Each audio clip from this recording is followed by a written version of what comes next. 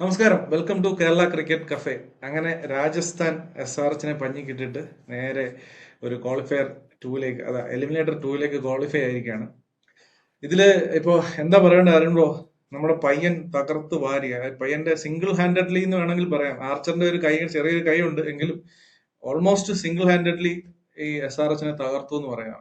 എജാതി തൂക്കം എന്ന് പറഞ്ഞാല് ഒരു കുറ്റം പറയാനില്ലാത്ത ഒരു ഇന്നിങ്സ്. അവസാനം വന്നിട്ട് നിർഭാഗ്യവശാൽ ആ സെഞ്ചുറി നഷ്ടപ്പെട്ടപ്പോ ഒരുപക്ഷെ ആ ഗ്രൗണ്ടിൽ ഇരുന്ന എല്ലാവരും, SRHന്റെ സപ്പോർട്ടേഴ്സ് സഹിതം, ആ പയ്യനെ എഴുന്നേറ്റ് നിന്ന് കൈയടിക്കേണ്ട ഒരു അവസ്ഥയില. ഈ ഒരു പ്രായത്തില് ഇത്രയും ലോകത്തിരുന്ന് ക്രിക്കറ്റ് കാണുന്ന എല്ലാവരും ഇത്ര അത്ഭുതപ്പെടുന്ന ഒരു പയ്യൻ, എന്താണ് ഇവനെ പറയേണ്ടത് എനിക്കറിയില്ല. ഇന്നത്തെ ഒരു ഇന്നിങ്സിൽ ഒരു എന്താ പറയുക, ഒരു ഹാഫ് ഷോട്ട്സ്, ഹാഫ് മൈൻഡഡ് ഷോട്ട്സോ അല്ലെങ്കിൽ എന്തെങ്കിലും ഒരു അങ്ങനെ ഒന്നുമില്ല. എല്ലാം പ്യുവർ ക്ലാസിക് ഷോട്ട്സ്. എല്ലാ ഗ്രൗണ്ടിന്റെ എല്ലാ ഏരിയയും ആക്സസ് ചെയ്യുന്നു. SRHന്റെ ഓരോ ഫീൽഡ് പ്ലാൻസിനെയും വളരെ ബുദ്ധിപൂർവ്വം കൗണ്ടർ ചെയ്യുന്നു. അന്യായമായിട്ടുള്ള ബാറ്റിംഗ്. അവിടെ തന്നെ ശരിക്കും പറഞ്ഞ SRH കളി കയ്യിൽ നിന്ന് പോയി. പിന്നെ ഇന്നലെ ഗുജറാത്തിന്റെ മാച്ചിൽ, ഗുജറാത്ത് RCB മാച്ചിൽ നമ്മൾ പറഞ്ഞ പോലെ തന്നെ സ്കോർ ബോർഡ് പ്രഷറിൽ SRH തിരിച്ച് അന്തം വിട്ട് കുന്തം വിഴുങ്ങിയ പോലെ ബാറ്റ് ചെയ്തു. അതിനകത്ത് ഡീറ്റെയിൽ ആയിട്ട് നമുക്ക് വരാം ബ്രോ. എന്താണ് അങ്ങനെ ഒരു കടമ്പ കടന്നിരിക്കുകയാണ് RR. ഇത് നമ്മൾ ഇതിനെ ഇത്ര ലൈറ്റ് ആയിട്ട് കാര്യങ്ങൾ എടുക്കില്ല. നമ്മളൊരു പേര്, അതായത് ഇപ്പൊ അവരൊരു പേര് തന്നെ കൊടുത്തു, യൂണിവേഴ്സൽ ബേബി ബോസ് എന്ന്. പക്ഷെ എന്റെ അറിവിൽ തോന്നുന്നില്ല ഈ ഒരു പ്രായത്തിൽ ഇത്രമാത്രം ഇമ്പാക്ട് ഉണ്ടാക്കിയ ഒരു അത്ലറ്റ് ഒരു ഗെയിമിലും ഉണ്ടെന്ന്.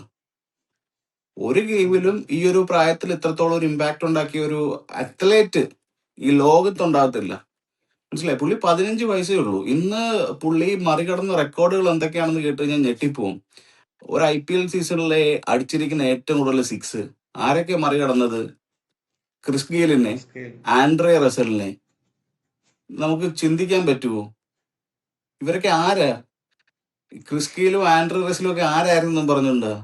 ഏറ്റവും യങ്ങസ്റ്റ്. അതായത് 59 നേരെ 65 പോയി അടിച്ചടിച്ച് 12 അടിച്ചത്.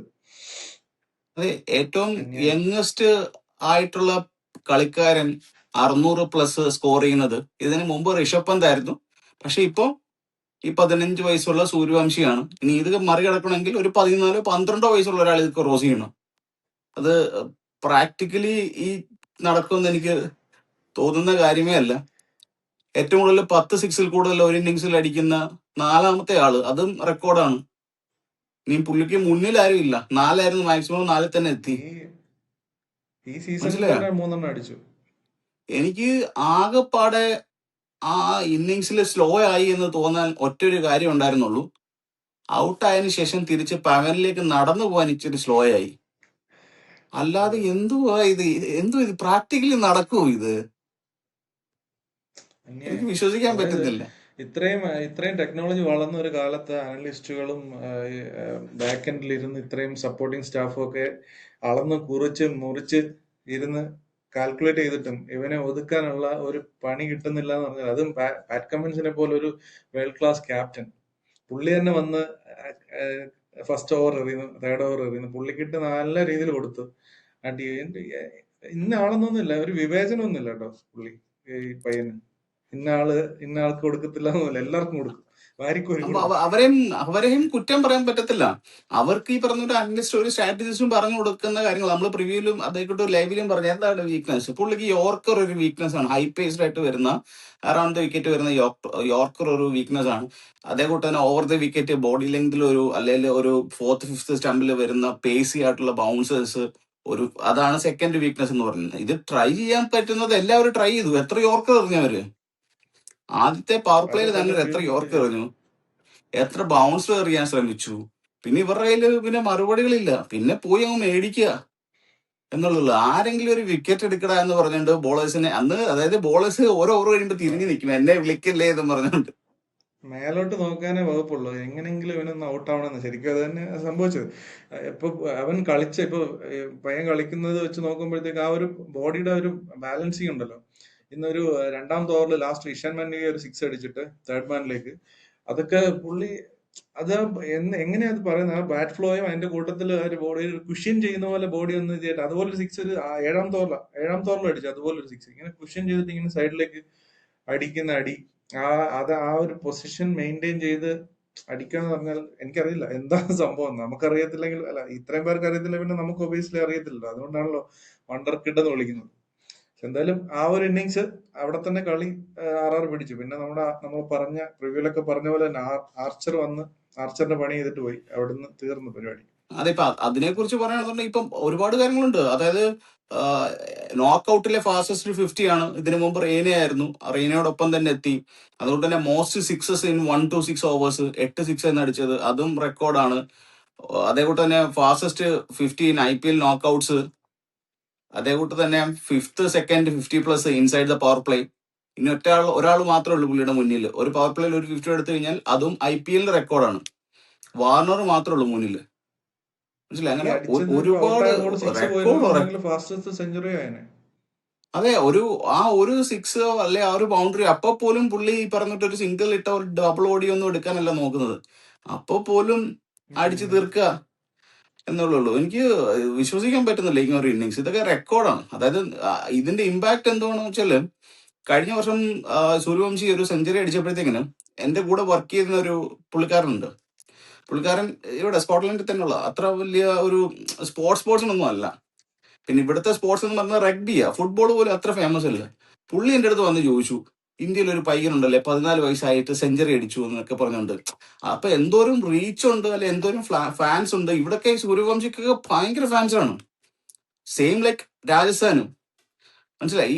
ഈ കുട്ടികളെല്ലാം ഇപ്പൊ ഇവിടുത്തെ സൂര്യവംശിയുടെ ഫാൻസുകളാണ്. അപ്പൊ ഒരു കളിക്കാരൻ 15ാമത്തെ വയസ്സിൽ ഗ്ലോബലി ഇത്ര ഇൻഫ്ലുവൻസ് ഉണ്ടാക്കുക എന്ന് പറയുന്നത്, എഴുതി വെച്ചോളം കോഹ്ലിയോ രോഹിത് ശർമ്മയോ ധോണിയോ ഒന്നുമല്ല, ഒരു 10 വർഷം കൂടെ കഴിയുമ്പോഴത്തേക്കിന് സൂര്യവംശിയുടെ പേര് അവിടെ സ്വർണ്ണ ലിപികളാൽ എഴുതപ്പെട്ടിരിക്കും. ഈ ഒരു മാച്ചിന്റെ ശരിക്കും പറഞ്ഞാൽ സൂര്യവംശിയിലേക്ക് തന്നെ ചുരുങ്ങാണ് ശരിക്കും.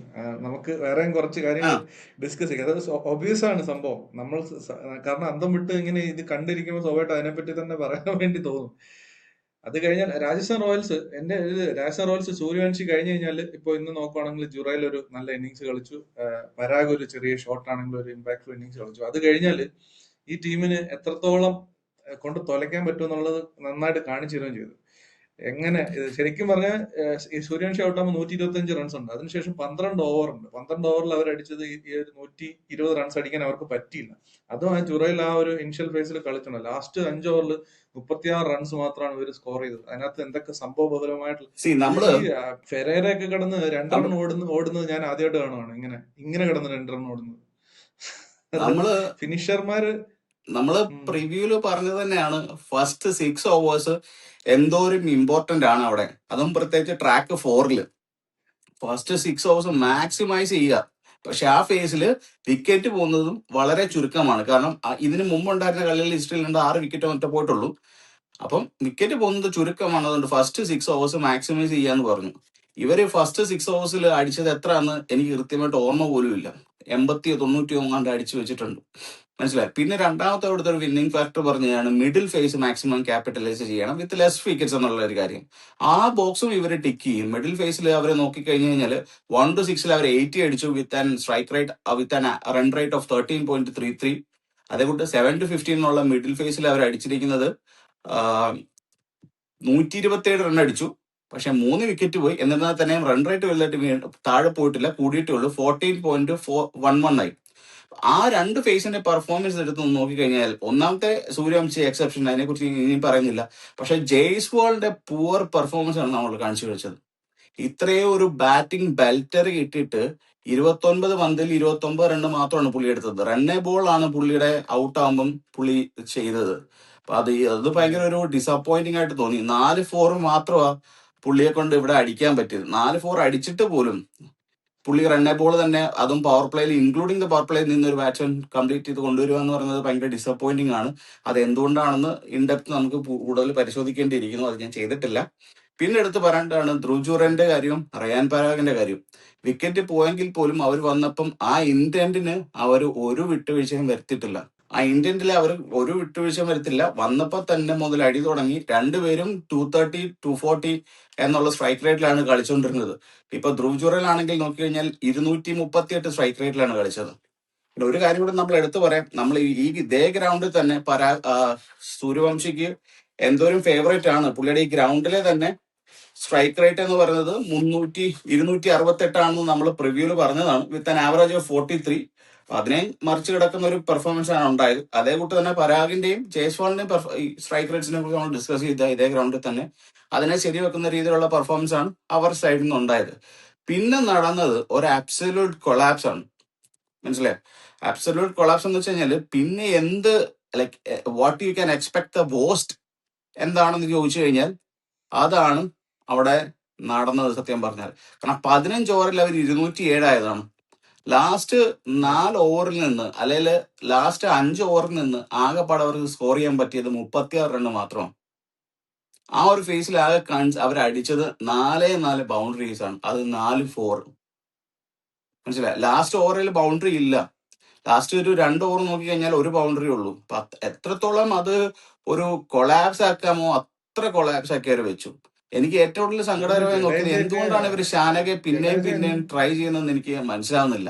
ഒന്നെങ്കിൽ പുള്ളിയെ ട്രൈ ചെയ്യുന്നുണ്ടെങ്കിൽ അബ് ദ ഓർഡർ ഇറക്കി വിടുക, അല്ലെന്നുണ്ടെങ്കിൽ ഒരു ഫിനിഷറായിട്ടൊന്നും ഷാനക എത്രമാത്രം യൂസ്ഫുൾ ആവുമെന്ന് എനിക്ക് ഒട്ടും തോന്നുന്നില്ല. അതേ മിസ്റ്റേക്ക് തന്നെയാണ് അവര് ഈ തവണയും ചെയ്തത്. ഒരു കളി പുള്ളി കളിച്ചു, അത് അബ് ദ ഓർഡർ എന്ന് വെച്ച് കഴിഞ്ഞാൽ ഓവർ സ്വിച്ചിയുടെ മുമ്പേ ആയിരുന്നു.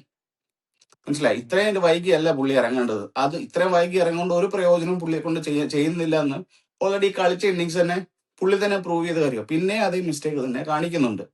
പിന്നെ രണ്ടാമത് ഡൊണാൾഡൻ Ferreira, he's known for hitting sixes and fours on the off side. മനസ്സിലായി? ആ ഒരു മനുഷ്യൻ അതിന് ശ്രമിക്കാതെ 2 ഓടുന്ന ഒരു വാശിയായിട്ട് എടുത്തു. ഞാനിവിടെ 2 ഓടിയേ തീരത്തുള്ളൂ. ഒരു തവണ റൺഔട്ട് ചാൻസ് മിസ്സാവുന്നു, 2 തവണ മിസ്സാവുന്നു, 3 തവണ മിസ്സാവുന്നു, എത്ര തവണ റൺഔട്ട് ചാൻസ് മിസ്സാക്കും? അവസാനം അവർ സ്റ്റംപ് ചെയ്ത് കളഞ്ഞ് കയറി പോകാൻ പറഞ്ഞു അവന്റെ ഒക്കെ അടുത്ത്. മനസ്സിലായി? അങ്ങനെ ഒരു പ്ലെയർ ആ അത് സമയത്ത് ഒരു ബൗണ്ടറി അതിലും ഹിറ്റ് വലിയൊരു ചെയ്താതെ അത്ഭുതമാണ് നമ്മുടെ ജഡേജ ലാസ്റ്റ് ഓവർ ആ സ്ട്രൈക്ക് എടുക്കാതെ ബർഗറിന് സ്ട്രൈക്ക് അതെ കൊടുത്തതൊക്കെ അതടുത്തത് എനിക്ക് ഇങ്ങനെ ബഫർ ചെയ്യാണ് എന്താ അതെ സംഭവിക്കുന്നതാണ്. അതിനടുത്തത് ആർച്ചർ വന്നു. അതിന് ഫെറേര ഔട്ടായപ്പോ ആർച്ചർ വന്നു. ആർച്ചർ സിംഗിൾ എടുത്ത് സ്ട്രൈക്ക് മാറാതെ ആർച്ചർ അടിക്കാൻ നോക്കുകയാണ്. മനസ്സിലായി? കഴിഞ്ഞ കളി അടിച്ചു എന്ന് പറഞ്ഞിട്ട് ഈ കളിയും പെർഫെക്റ്റ് ആയിട്ട് 4 6 അടിക്കണമെന്നൊന്നും ആർച്ചർ വാശി പിടിക്കേണ്ട ഒരു കാര്യമില്ലായിരുന്നു. അപ്പുറത്ത് ജഡേജ എന്ന് പറഞ്ഞ ഒരു ഫിനിഷർ ഉണ്ട്. പുള്ളി ഫിനിഷ് ചെയ്തിട്ട് ഇവൻ ചെന്നൈക്ക് കപ്പ് പോലും കിട്ടിയ കഴിഞ്ഞ സീസൺ, കഴിഞ്ഞ തവണ കപ്പ് അടിച്ചത്. അത്ര എക്സ്പേർട്ട് ലൈക്ക് ഒരു മാസീവ് ഹിറ്റർ ഫിനിഷർ ആണോ എന്ന് ചോദിച്ചു കഴിഞ്ഞാൽ അല്ല. പക്ഷെ ചീക്കി ഫിനിഷർ ആണ്. പുള്ളി ഫിനിഷ് ചെയ്യും കളികളെല്ലാം അത്യാവശ്യം നല്ല രീതിയിൽ. അങ്ങനെ ഒരാൾ നിൽക്കുക സിംഗിൾ ഇട്ട് കൊടുക്കാതെ അവിടെ നിന്ന് 6 അടിക്കാൻ നോക്കി. കുറെ ബോൾ 2 ബോൾ ഡോട്ട് ബോൾ ആയി, പിന്നെ ഒരു 4 പോയി, പിന്നെ അടുത്ത ബോൾ ഔട്ടായി. അവിടെ തന്നെ 5 ബോൾ കളഞ്ഞു. പിന്നെന്താ അവർ കാണിക്കുന്നേ? ആ ജഡേജ സ്ട്രൈക്ക് എടുക്കാതെ ലാസ്റ്റ് ബോൾ സിംഗിൾ ഇട്ട് മാറി എന്ന് പറഞ്ഞു കഴിഞ്ഞാല് ലോക അപരാധം അവർ ചെയ്തത്. ഞാൻ വിചാരിച്ചു ഇതിനും ജഡേജ അവർ തോപ്പിക്കാൻ കളിക്കുകയാണെന്ന് തന്നെ ഞാൻ ചിന്തിച്ചു പോയി. മനസ്സിലായോ? സത്യം, അത് എനിക്ക് എന്നിട്ട് കുറച്ചു നേരം ഇങ്ങനെ ബഫർ ചെയ്തു, അതാ ഞാൻ പറഞ്ഞു എന്താ സംഭവം. ബർഗറിന്റെ അടുത്ത് 2 ഓടുന്നു. അതും അവിടെ 2 ഇല്ല.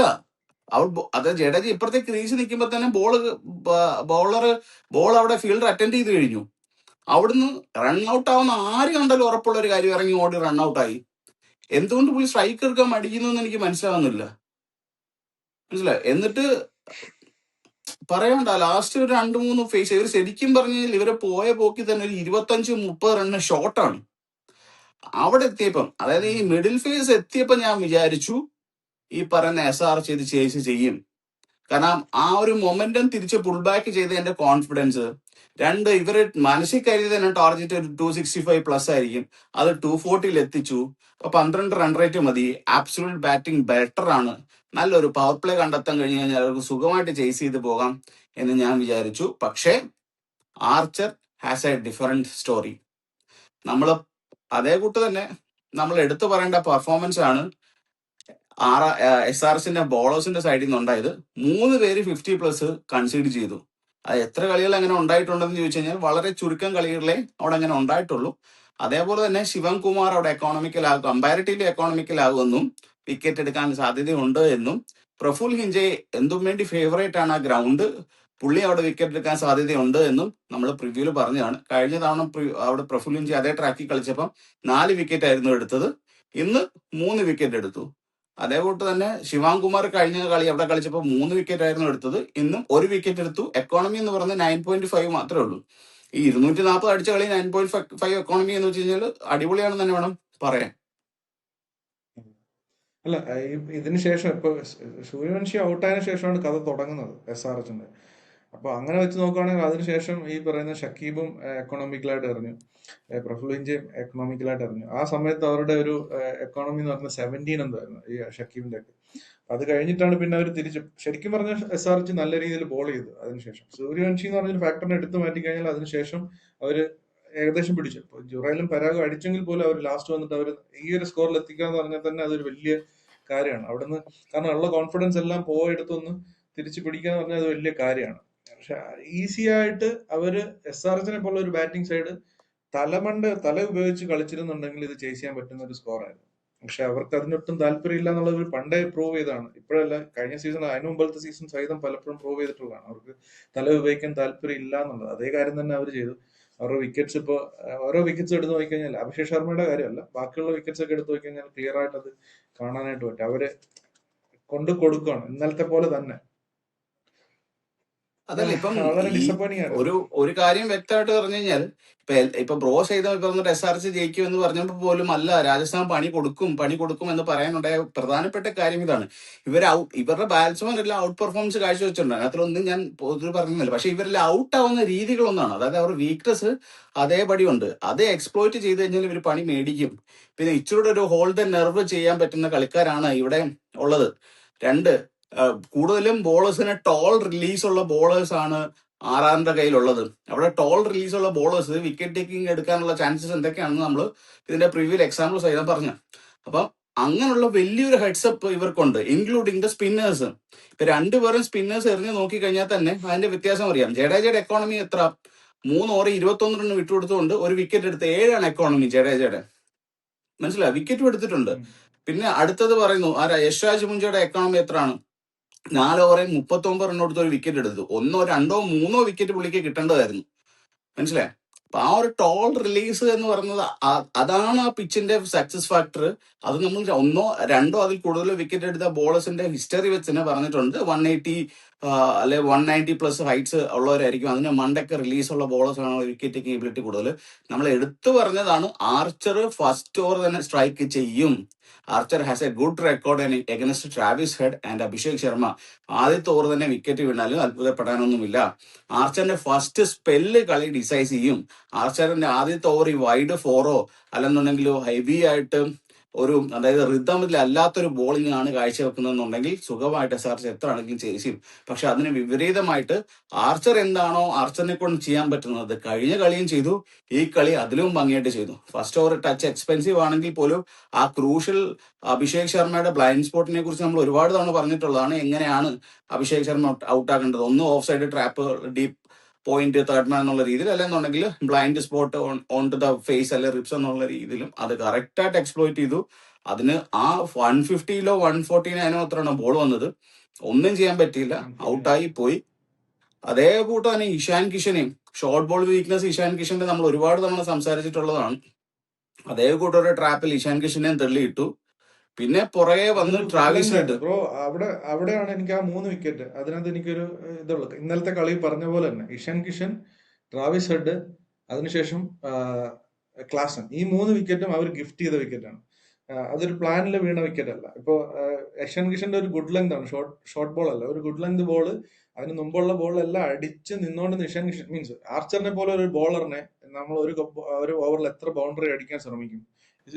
സീസണിൽ നോക്കിക്കഴിഞ്ഞാൽ തന്നെ ആർച്ചർ എത്ര ഫയർ ആയിട്ട് എറിയുന്നത് നമുക്കറിയാം. അപ്പൊ അങ്ങനെ ഒരു വിക്കറ്റ്, ഹെഡിന്റെ വിക്കറ്റ് 2 പ്രാവശ്യം മൂവ് ചെയ്ത് ഓഫ് സൈഡിലേക്ക് അടിക്കാൻ നോക്കിയിട്ട് 3-ാമത്തെ പ്രാവശ്യം റിപ്പീറ്റഡ്ലി അടിച്ചിട്ട് ആർച്ചർ ഫുള്ളർ ലെങ്ത് എറിഞ്ഞ് ഔട്ടാക്കിയതാണ് ഹെഡിനെ. അതുകൊണ്ട് ക്ലാസിന്റെ പിന്നെ അറിയാം, റിവേഴ്സ് ഇപ്പൊ നമ്മൾ ഓൾറെഡി പറഞ്ഞില്ല. സോ ആ 3 വിക്കറ്റ് മാത്രം അവര് SRHന്റെ ആ ഒരു കയ്യിലിരിപ്പുകൊണ്ട് പോയതാണെന്നുള്ളൊരു ഇത്. പിന്നീട് ജഡേജ വന്നെടുത്ത 2 wicket it was very good ആയിരുന്നു. അതുപോലെ തന്നെ ഫസ്റ്റ് വിക്കറ്റ് അഭിഷേക് ശർമ്മയുടെ അത് പ്ലാൻ ചെയ്ത് എടുത്തായിട്ട് തന്നെ തോന്നി. പക്ഷെ ഇഷാൻ കിഷന്റെ ഒക്കെ പ്യുവർ അഹങ്കാരം തന്നെ എനിക്ക് തോന്നിയത് ആ ഒരു വിക്കറ്റ്. കാരണം ആ രീതിയിൽ അടിച്ചുകൊണ്ടിരിക്കുന്ന ഒരു പ്ലെയർ വീണ്ടും അത് പോയി വെച്ചു കൊടുത്തു എന്നുള്ളതാണ്. അതേ കൂട്ട് തന്നെ ക്ലാസിന്റെ ആണെന്നുണ്ടെങ്കിലും ഈ പറഞ്ഞിട്ടൊരു സ്കോട്ട് ബോർഡ് പ്രഷർ എന്ന് പറയുന്ന ഒരു ഫാക്ടർ ആയിട്ടുണ്ട്. കാരണം ഈ സീസണിൽ തന്നെ എത്ര തവണയാണ് ക്ലാസിന് റിവേഴ്സ് സ്വീപ്പ് കളിച്ച് ബൗണ്ടറി എടുക്കുന്നത് കണ്ടിട്ടുള്ളത്. ക്ലാസിന്റെ സ്ട്രോങ് ഏരിയ എന്താണ്? കവർ അല്ലെ കൗ കോർണർ, ബാക്ക് ഫുട്ടിൽ അടിക്കുന്ന 6, അതിന് പറ്റിയ ബോളായിരുന്നു അത്.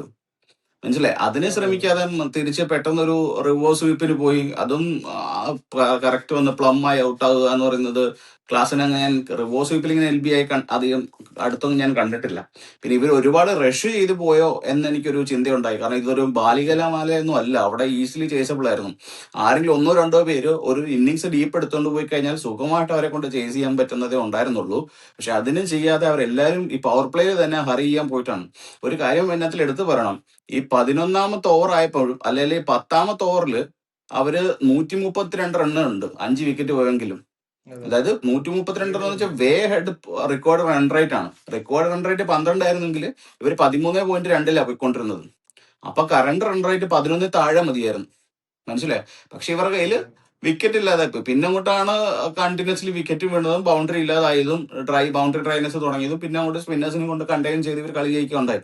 അപ്പൊ ആരെങ്കിലും ഇച്ചിരി ഒന്ന് സെൻസിബിൾ ആയിട്ട് ഒരാളൂടെ പറഞ്ഞിട്ട് നിതീഷ് കുമാർ റെഡ്ഡിക്കാണെന്നുണ്ടെങ്കിലും അതേപോലെ തന്നെ അവരുടെ ബാറ്റ്സ്മാൻ ആയിട്ടുള്ള സലീൽ അറോറയ്ക്ക് ആണെങ്കിലും ചെയ്യാൻ പറ്റുന്നതിന് ലിമിറ്റേഷൻസ് ഉണ്ട്. അവരൊന്നും ഈ ബിഗ് ഹിറ്റിംഗ് 6 ഹിറ്റേഴ്സ് ഒന്നും അല്ല, മനസ്സിലായി. എല്ലാ കളിയും അവരെ കൊണ്ട് അതെ ഒരു മാച്ച് വിന്നിംഗ് പെർഫോമൻസ് ഇങ്ങനെ ഒരു കളി പുൾ ഔട്ട് ചെയ്യാൻ കൊണ്ട് അവരെ പറ്റത്തില്ല.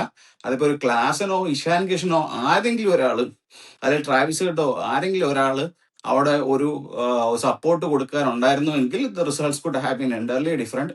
അല്ലേ, 10 ഓവർ വരെ അത്ര എത്തിച്ചിട്ടുണ്ടെങ്കിൽ അവർക്ക് പിന്നെ ഒരു 3-4 ഓവറൂടെ ഇതേ പേസിൽ കണ്ടിന്യൂ ചെയ്ത് കഴിഞ്ഞാൽ കളി തിരിച്ചു പിടിക്കുകയാണ്, മനസ്സിലായി. പിന്നുള്ള 3 ഓവർ ഒരു 30 റൺ എടുത്താൽ പോലും അവർ സുഖമായിട്ട് കളി തിരിച്ചു പിടിക്കുകയാണ്.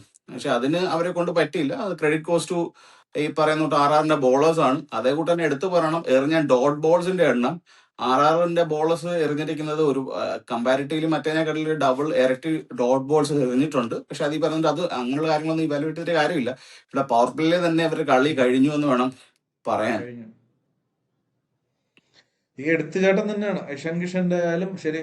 ക്ലാസിന്റെ പിന്നെയും ഓക്കെ, അതൊരു ഷോർട്ട് ബോൾ ആയിരിക്കുമെന്ന് പുള്ളി പ്രതീക്ഷിച്ചുണ്ട്. അതിന് മുമ്പുള്ള ബോൾ ഒരു 6 അടിച്ചിരുന്നല്ലോ, ഒരു ഫുള്ളർ ലെങ്ത്. അപ്പോൾ ഒരു ചെറിയ ഷോർട്ട് ബോൾ ആയിരിക്കും എന്ന് പ്രതീക്ഷിച്ച് റിവേഴ്സ് സ്വീപ്പ് കളിക്കാൻ പോയത്. അങ്ങനെ ഷോട്ടിന്റെ ക്ലാസിന്റെ സ്ട്രെങ്ത് അല്ലാത്തൊരു ഷോട്ടിന്റെ ആ ഒരു സിറ്റുവേഷനിൽ ഒരു പാർട്ണർഷിപ്പ് ബിൽഡ് ചെയ്യേണ്ട ഒരു സിറ്റുവേഷനിൽ ആവശ്യമില്ലായിരുന്നു. ക്ലാസൻ പോയി കഴിഞ്ഞാൽ SRH തീർന്നു എന്നുള്ളത് ക്ലാസിനും അറിയാം, കണ്ടിരിക്കുന്നവർക്കും അറിയാം, എല്ലാവർക്കും അറിയാവുന്ന ഒരു കാര്യമാണ്. സോ പുള്ളി അവിടെ ഒരു പാർട്ണർഷിപ്പ് ബിൽഡ് ചെയ്യാനായിരുന്നു ശ്രമിക്കേണ്ടിയിരുന്നത് കുറച്ചും കൂടെ. ഇത് നമ്മൾ ഈ ലൈവ് ചെയ്ത സമയത്ത് ഒരാൾ വന്ന് പറഞ്ഞിരുന്നത് നമ്മുടെ സൗത്ത് ആഫ്രിക്കക്കാരനാണ് എന്നുള്ളത്. സൗത്ത് ആഫ്രിക്കക്കാരനാണ് പ്രഷർ സിറ്റുവേഷനിൽ കളയുന്നുള്ളത് എന്ന് പറഞ്ഞ പോലെ തന്നെ ഇന്ന് കാരണം അത് നല്ലൊരു ഡിസിഷൻ തന്നെയായിരുന്നു യശ്രാജ് പുഞ്ചി അറ്റാക്ക് ചെയ്യാന്നുള്ളത്. കാരണം കമ്പാരിറ്റീവ്ലി ആ ബോളിംഗ് എടുത്ത് നോക്കിക്കഴിഞ്ഞു കഴിഞ്ഞാല് ഒരു ഇൻഎക്സ്പീരിയൻസ്ഡ് ആയിട്ടുള്ള ഒരു ബോളർ അല്ല ഈ ഒരു പ്രഷർ സിറ്റുവേഷൻസിൽ ഡെലിവർ ചെയ്തിട്ടില്ലാത്ത ആകെ ഒരു ബോളർ യശ്രാജ് പുഞ്ച മാത്രമാണ്. കാരണം ഈ സ്റ്റേജിൽ എത്ര രീതിയിൽ പെർഫോമൻസ് കളിച്ചിട്ടില്ല. അപ്പൊ അത് ആ എടുത്ത തീരുമാനം ശരിയാണ്. പക്ഷെ സെലക്ട് ചെയ്ത ഷോട്ട് ശരിയായി പോയോ എന്നുള്ള ചോദ്യം വന്നു കഴിയുമ്പോഴാണ് എനിക്ക് ഇച്ചിരി ഒരു സംശയം ഉണ്ടാവുന്നത്. യശ്രാജ് മുഞ്ചയും ആ 3 ഓവർ സമയത്ത് 36-37 റൺ കൊടുത്ത് നിൽക്കുക. ആ സമയത്ത് പുള്ളി എക്സ്പെൻസീവ് തന്നെ ആയിരുന്നു. പക്ഷെ ആ ഷോർട്ട് സെലക്ഷൻ അത് പ്രഷറിലുണ്ടായതായിരിക്കാം. പിന്നെ ഈ പറഞ്ഞൊരു കാര്യമില്ല, 243 സ്കോർ ചെയ്യുമ്പോ പിന്നെ സെലക്റ്റീവ് ബോൾസിനെ അറ്റാക്ക് ചെയ്യാന്നുള്ളൊരു പരിപാടിയൊന്നും ഇല്ല. എല്ലാ ബോളും അറ്റാക്ക് ചെയ്യുന്നതിലല്ല, ആ ഷോർട്ട് സെലക്ഷൻ, അതായത് പുള്ളിയുടെ സ്ട്രെങ്തിൽ സ്റ്റിക്ക് ചെയ്യാതെ പുള്ളിയുടെ സ്ട്രെങ്ത് അല്ലാത്തൊരു കാര്യം ചെയ്യാൻ പോയി എന്നുള്ളതാണ്. അതേപോലെ തന്നെ യശ്രാജ് മുഞ്ച അതേപോലെ 6 നിതീഷ് കുമാർ റെഡ്ഡി അടിച്ചിരുന്നു, സെയിം അതുപോലെ 6 റിവേഴ്സ് സ്വീപ്പില്. സോ അതാണ് പുള്ളി ട്രൈ ചെയ്യാൻ പോയത്. സോ അത് പറഞ്ഞിട്ട് കാര്യമില്ല. സോ എന്തായാലും SRH നല്ല രീതിയിൽ ബോൾ ചെയ്തു. പിന്നീട് ബാറ്റിംഗിൽ ഇതാണ് അവർക്ക് എപ്പോഴും സംഭവിക്കുന്ന ഒരു ആവേശം, ഒരല്പം കൗതുകം കൂടിപ്പോയത് RRന് ഗുണം ചെയ്തു എന്ന് വേണം പറയാൻ. പിന്നെ അവരുടെ നമ്മൾ നേരത്തെ പറഞ്ഞ RRന്റെ മെയിൻ ആയിട്ടുള്ള ഒന്ന് ആർച്ചർ, പിന്നെ ഒന്ന് സൂര്യവംശി, പിന്നെ ഫെരേരയാണ് വേറൊരു ആളുടെ പേര് പറഞ്ഞത്. ഫെരാര ഇന്ന് തീർത്തും നിരാശപ്പെടുത്തി. അതിന് പകരം ധ്രുവ് ചിറയിൽ കറക്റ്റ് ഒരു സമയത്ത് നല്ല രീതിയിലൊരു ഇന്നിങ്സ് കളിച്ചു. ധ്രുവ് ചിറലിന്റെ ഇന്നിങ്സ് ഈ ഒരു സത്യം പറഞ്ഞ ഈ ഒരു സീസണിൽ തന്നെ പുള്ളിയുടെ ബെസ്റ്റ് ഇന്നിങ്സ് ആണ്. സ്ട്രൈക്ക് റേറ്റിന്റെ ബേസിൽ നോക്കുവാണെങ്കിലും ആ ഒരു ഇന്റന്റിന്റെ ബേസിൽ നോക്കുവാണെന്നുണ്ടെങ്കിലും ആ ഒരു പോയിന്റിൽ നിന്ന് അടി സൂര്യവംശി നിർത്തിയെടുത്തുനിന്ന് അടി തുടർന്ന് പോയതുകൊണ്ടാണല്ലോ 15 ഓവേഴ്സിൽ 207 ഇവര് സ്കോറിലേക്ക് എത്തിയത്. സോ അങ്ങനെ നോക്കുമ്പോൾ തീർച്ചയായിട്ടും ധ്രുവ് ചുറയിലാണ് ആ ഒരു മൂന്നാമത്തെ ഇമ്പോർട്ടന്റ് ആയിട്ടുള്ള ഫാക്ടർ. അതേപോലെ തന്നെ ആഡ് ചെയ്യാനുണ്ടോ ബ്രോ? അതേപോലെ തന്നെ ബർഗർ നല്ല സപ്പോർട്ട് കൊടുത്തു ഈ ആർച്ചറിന്, പറഞ്ഞില്ലേ. അതായത് ഈ 190+ ഹൈറ്റിലുള്ളവര് അല്ലെ 180+ ഹൈറ്റിലുള്ളവര് 190+ ടോൾ റിലീസ് ഉള്ളവർക്ക് എന്തുമാത്രം ഇമ്പോർട്ടൻസ് ആണെന്ന് വെച്ചാൽ ഇന്ന് അതേ കൂട്ട് തന്നെയാണ് ഈ പറയുന്ന പോലെ ബർഗറിനും വിക്കറ്റ് കിട്ടി. ആ ഒരു ടോൾ റിലീസ് ഉള്ള ജഡേജയ്ക്ക് വിക്കറ്റ് കിട്ടി. മനസ്സിലായി. അതും ഇതിനകത്തുള്ളൊരു ഫാക്ടറാണ്. പക്ഷെ പിന്നെ നമ്മളീ പറഞ്ഞിട്ട് ഇങ്ങനൊരു കളി കൂടുതൽ കീറി മുറിച്ചിട്ട് കാര്യമില്ല. വൺ സൈഡഡ് ഗെയിം ആയിരുന്നു. ഫസ്റ്റ് 6 ഓവേഴ്സ് കഴിഞ്ഞപ്പോൾ തന്നെ വൺ സൈഡഡ് ആയി. ഇപ്പൊ ഫസ്റ്റ് ഉം. നോക്കൗട്ട് അല്ല, ഫസ്റ്റ് കളിയും വൺ സൈഡഡ് ആയിരുന്നു. ഈ കളിയും വൺ സൈഡഡ് ആയി എന്നുള്ളതാണ് സങ്കടകരമായ കാര്യം. ഇച്ചിരി ഒരു ക്ലോസ് രണ്ട് കളിയും ഗെയിംസ് ഒക്കെ പവർ ഉണ്ടായി പ്ലേ കഴിഞ്ഞാൽ ആയിട്ടൊക്കെ ഇച്ചിരി പരാജയപ്പെട്ടു. രസമായിരുന്നു. അതെ അതെ. ഇനി അടുത്തത് അങ്ങനെ ഉം. SRHന്റെ പരിപാടിയെല്ലാം കഴിഞ്ഞു. അതിനകത്ത് അടുത്തത് വേറെ ഇനിയും കാര്യങ്ങളുണ്ട്. ഇപ്പൊ ആറാറും ഈ ഇഷാൻ കിഷന്റെയും ഹെഡിന്റെ വിക്കറ്റിന്റെ കാര്യം നമ്മൾ പറയുമ്പോൾ അവർ ഗിഫ്റ്റ് എന്ന് പറയുമ്പോൾ ഒരു കാര്യമുണ്ട്, ആ രണ്ട് ബോളും 150+ ആണ് ആർച്ചർ എറിഞ്ഞത്. അത്ര Archer pace Archer was on fire. തീയായിരുന്നു. കാരണം ആർച്ചർ വാസ് ഓൺ എടുത്തടിക്കാൻ ഫയർ. ഇഷാൻ കിഷൻ ഇങ്ങനെ എടുത്തടിക്കാൻ പറ്റുന്ന പേസിലല്ലായിരുന്നു. അതുപോലെ തന്നെ ഹെഡിന് കട്ട് ചെയ്യാനുള്ള സമയം കിട്ടിയില്ല, ഫുള്ളർ ലെങ്ത് ബോള്. അപ്പൊ ആ ഒരു സംഭവം ആർച്ചർ ചെയ്തു. ആർച്ചർ വേറെ ശരിക്കും ആർച്ചറിന്റെ തോളിലാണ് ഇവരുടെ ബോളിംഗ് ഈ ഒരു പ്രാവശ്യം ഇരിക്കുന്നത്. ജഡേജ അതുപോലെയാണ്. ജഡേജയുടെ കാര്യം നമ്മൾ എടുത്തു പറയണം. ആ രണ്ട്, പ്രത്യേകിച്ച് നിതീഷ് കുമാർ റെഡ്ഡിയുടെ വിക്കറ്റ് പുള്ളി എടുത്ത് ഇട്ട് അങ്ങനെ. അതും ആ ഡെലിവറിയും ഫാസ്റ്റ് ആയിരുന്നു. ജഡേജ അതെ അതെ. എറിഞ്ഞില്ല, പിന്നെ ക്വിക്കസ്റ്റ് ഡെലിവറി ആയിരുന്നു. 103 കണ്ട ബോൾ വന്നത്. ആ അതെ ബോളായിരുന്നു അതെ. ടോൾ റിലീസിൽ വന്നു. അതും ഇമ്പോർട്ടന്റ് ആണ്. ഓൾ ടുഗദർ അതുപോലെ തന്നെ രാജസ്ഥാൻ ജയിച്ചു. പക്ഷെ രാജസ്ഥാനും ഈ പറഞ്ഞിട്ട് പ്രശ്നങ്ങൾ ഒരുപാടാണ്. ടാക്ടിക്കലി ഒരുപാട് മിസ്റ്റേക്സ് രാജസ്ഥാൻ വരുത്തുന്നുണ്ട്. ഇപ്പൊ ഇവിടെ എന്തുകൊണ്ട് രവി ബിഷ്ണോയ് കളിച്ചില്ല എന്നൊക്കെ ഒരു ചോദ്യമാണ്. ഒരുപാട് ഈ പറയുന്നത് ടാക്ടിക്കൽ കറക്ഷൻസ് ആറാറിന്റെ ഭാഗത്തുനിന്നും ഇനിയായാലും ഉണ്ടാവണം. ഇനിയും കളിക്കാൻ പോകുന്നത് ടാക്ടിക്കലി സ്ട്രോങ് ആയിട്ടുള്ള ഒരു ടീമിലെയാണ്. മനസ്സിലായി. അതായത് ഈ ടൂർണമെന്റിന്റെ ഒരു ഈ പറഞ്ഞിട്ട് സ്ട്രാറ്റജിയും അനാലിസിസും നോക്കിക്കഴിഞ്ഞാൽ അതിൽ മുമ്പിട്ട് നിൽക്കുന്ന ഒരു ടീമിനാണ് ഇനി ആറാറ് കളിക്കാൻ പോകുന്നത്. അത് ലൈറ്റ് ആയിട്ടോ അല്ലെങ്കിൽ ഒരു മിസ്റ്റേക്സോ അല്ലെ ഒരു എററോ 2 എററോ പോലും ഉണ്ടായി കഴിഞ്ഞാൽ ആ കളി തിരിച്ചു പിടിക്കാൻ പറ്റത്തില്ല. അവർ കംപ്ലീറ്റ്ലി സീൽ ചെയ്ത് പോകും, അവർക്കൊരു ഗ്യാപ്പ് കൊടുത്തു കഴിഞ്ഞാൽ. അതേപോലെ തന്നെ അവർ ഈ പറയുന്ന ഒരു ഫ്രീഡം അവരുടെ ബോളേഴ്സ് ഉണ്ടായിരിക്കത്തില്ല. അവരുടെ ബോളേഴ്സ് എൻറ്റയർലി ഡിഫറെന്റ് ആണ്. അവർക്ക് അത്യാവശ്യം സ്യൂട്ട് ആവുന്ന രീതിയിലുള്ള പിച്ചസ് ആണ് ഇവിടെ ഉള്ളത്. അതുകൊണ്ട് ഈ ഒരു freedom of exploiting first 6 overs അല്ലെ ഫസ്റ്റ് 10 ഓവേഴ്സ് അവർ തരത്തില്ല. അവർ ഇത് കൂട്ട് അത്യാവശ്യം എക്സ്പീരിയൻസ് ആയിട്ടുള്ള ബോളേഴ്സ് ആണ്. അവർക്ക് എന്തെങ്കിലും എക്സ്ട്രാക്ട് ചെയ്യാൻ പറ്റുന്ന പിച്ചാണെന്നുണ്ടെങ്കിൽ അവർ കയറി ഇറങ്ങും. അതുകൊണ്ട് എനിക്ക് ഒരു കാര്യം എടുത്തു പറയേണ്ടത്, നമ്മൾ ഈ പറഞ്ഞിട്ട് കോണ്ടെക്സ്റ്റിനകത്തില് നിർഭാഗ്യവശാൽ ആരും ശരി ഉത്തരം നൽകിയിട്ടില്ല. 97 എന്ന് പറഞ്ഞൊരു മാജിക്കൽ ഫിഗർ ആരും അതിനകത്തിൽ കമന്റ് ചെയ്തിരുന്നില്ല. 87 ഒരു 7-8 പേര് ടൈപ്പ് ചെയ്തിരുന്നു. 107 ഒരു 5-6 പേര് പറഞ്ഞിരുന്നു. 99 പറഞ്ഞിരുന്നു. പക്ഷെ പിന്നെ നമ്മൾ ആകെപ്പാടിനകത്ത് ഇന്ന് നോട്ട് ചെയ്തിരിക്കുന്നത് 2 പേരാണ്. ഒന്ന് അയ്യപ്പദാസ് 2946, പുള്ളി 98 എന്നുള്ള സ്കോർ പറഞ്ഞിട്ടുണ്ട്. അതേകൂട്ട് തന്നെ തോമസ് ഷെൽബി 96 പറഞ്ഞിട്ടുണ്ട്. അതാണ് ക്ലോസസ്റ്റ് പറഞ്ഞിരിക്കുന്നത് 97 അപ്പുറവും ഇപ്പുറമായിട്ട്. അപ്പൊ നമ്മൾ ഇനി ചെയ്യാൻ ഉദ്ദേശിക്കുന്നത്, ഇനിയും വരുന്ന 2 കോണ്ടെക്സ്റ്റിൽ 2 ക്വസ്റ്റ്യൻസ് ചോദിക്കും. അതിലും ആരും റൈറ്റ് ആൻസേഴ്സ് പറഞ്ഞില്ല എന്നുണ്ടെങ്കിൽ കമ്പാരിറ്റീവ്ലി അടുത്ത് പറഞ്ഞിരിക്കുന്ന 2 പേരുടെ പേരെടുത്ത് ഒരു ലക്കി ഡ്രോ അവരിൽ ആർക്കെങ്കിലും ഒരാൾക്ക് എന്നുള്ള രീതിയിലായിരിക്കും നമ്മൾ ചെയ്യുന്നത്. അതെ. ഓക്കെ. അപ്പോൾ അതാണ് ഗുജറാത്തുമായിട്ടുള്ള കളിയിൽ ഇനി ആറാറിന് ഒരുപാട് കാര്യങ്ങൾ ഫിക്സ് ചെയ്യാനായിട്ടുണ്ട്. ഈ പറഞ്ഞ പോലെ എല്ലാ കാര്യങ്ങളും ഗുജറാത്ത് കുറച്ചും കൂടെ സൂര്യവംശി എടുക്കാനായിട്ട് അവർ എന്തെങ്കിലും കുറച്ചും കൂടെ ടാക്ടിക്കലായിട്ടുള്ള കാര്യങ്ങൾ ചെയ്യുമായിരിക്കാം എന്ന് നമുക്ക് പ്രതീക്ഷിക്കാം. എങ്ങനെ അവർ ഇത് കൗണ്ടർ ചെയ്യാന്നുള്ളത്. ഇത് മെയിൻ ആയിട്ടുള്ള ആറാറിന് സൂര്യവംശിയെ ഡിപ്പെൻഡ് ചെയ്യാൻ പറ്റില്ല. ഇപ്പൊ ഇനിയുള്ള 2 കളികളുണ്ട്. ഈ 2 കളിയിൽ എത്ര കളി സൂര്യവംശിക്ക് ഇതുപോലെ ഒരു പെർഫോമൻസ് കൊടുക്കാൻ പറ്റുമെന്ന് അറിയില്ല. സോ വേറെ ആരെങ്കിലും സ്റ്റെപ്പ് അപ്പ് ചെയ്യണം. പ്രത്യേകിച്ച് പരാഗ് ഒരു ഇന്നിങ്സ് കളിക്കേണ്ടതായിട്ട് വരും അവർക്ക് മുന്നോട്ട് പോകണമെന്നുണ്ടെങ്കിൽ. അതാണ്. അപ്പൊ അത് ആർ ചെയ്യും. പരാഗിന്റെ കയ്യിൽ നിന്ന് അങ്ങനെയുള്ള ഒരു ഇന്നിങ്സ് ഉണ്ടാവും നമുക്ക് പ്രതീക്ഷിക്കാം. ഇല്ലാന്നുണ്ടെങ്കിൽ ജയ്സ്വാൾ തീർച്ചും ശരിക്കും ഒരു സൂര്യവംശിയുടെ ഷാഡോയിലായി പോകുന്നുണ്ടോ എന്നൊരു ഡൗട്ട് ഉണ്ട് ജയ്സ്വാൾ. അതുകൊണ്ടാണോ സൂര്യവംശിയുടെ ഷാഡോയിലാണെങ്കിലും ജയ്സ്വാൾ ഓക്കെ. പുള്ളിക്ക് ഒരു 150 സ്ട്രൈക്ക് റേറ്റ് കളിക്കാമല്ലോ. ഒരു 140 സ്ട്രൈക്ക് റേറ്റ് 150 സ്ട്രൈക്ക് റേറ്റ് കളിക്കാന്ന് പറയുമ്പോൾ തന്നെ ഈ 29 ബോളെ മിനിമം ഒരു 35 റണ്ണാവും. മനസ്സിലായി. അപ്പൊ ഇപ്പോഴത്തേതിൽ നിന്നൊരു 15-16 റൺ എക്സ്ട്രാ പുള്ളി തന്നെ കോൺട്രിബ്യൂട്ട് ചെയ്യും. അതല്ലാതെ എത്ര ഷാഡിലാണെന്ന് പറഞ്ഞാലും പവർ പ്ലേയിൽ അല്ലെങ്കിൽ ആ ഒരു ഫേസിൽ ഈ 29 ബോൾ നിന്നില്ലേ പുള്ളി. ഇപ്പൊ 10 ഓവറിനകത്തിൽ അങ്ങാണ്ട് ഔട്ട് ആവുന്നത്. അപ്പൊ തന്നെ 29 ബോൾ വെച്ചാൽ ഓൾമോസ്റ്റ് പകുതി ബോൾ നിന്നു. അപ്പൊ പുള്ളി റണ്ണേ ബോൾ ഈസ് നോട്ട് ജസ്റ്റിഫയബിൾ. അത് എന്താണെങ്കിലും അതാണ് അതിന്റെ റീസൺ എന്താണെന്നുള്ളതാണ്. മീൻസ് ഒന്നെങ്കിൽ ജയ്സ്വാൽ അല്ലെങ്കിൽ പരാഗ് ആരെങ്കിലും ഒരാൾ സ്റ്റെപ്പ് അപ്പ് ചെയ്തേ പറ്റത്തുള്ളൂ. ഇനിയുള്ള മാച്ചുകൾ അവർക്ക് പെർഫോം ചെയ്യണമെന്നുണ്ടെങ്കിൽ ഇനിയുള്ള 2 മാച്ചും സൂര്യവംശി അടിച്ച് ജയിപ്പിക്കുമെന്ന് പ്രതീക്ഷിക്കാൻ പറ്റില്ല. സോ അതുപോലെ തന്നെ അവരുടെ താഴേക്കുള്ള മിഡിൽ ഓർഡേഴ്സിലുള്ള പ്രശ്നങ്ങൾ, ഫിനിഷിങ്ങിലുള്ള പ്രശ്നങ്ങൾ അവർ കുറച്ചും കൂടെ ഫിക്സ് ചെയ്യാനായിട്ടുണ്ട്. എന്തായാലും അവരത് ഫിക്സ് ചെയ്തിട്ട് സ്ട്രോങ് ആയിട്ട് തന്നെ GT നേടും നമുക്ക് പ്രതീക്ഷിക്കാം. അപ്പൊ നമുക്ക് എന്തായാലും ഈ വീഡിയോ വൈൻഡപ്പ് ചെയ്യാം. അപ്പോൾ മറ്റൊരു ക്രിക്കറ്റ് റിലേറ്റഡ് വീഡിയോയിൽ നമ്മൾ അരുൺ ബ്രോ ആയിട്ട് ഒത്തുകൂടുന്നതിന് വരെ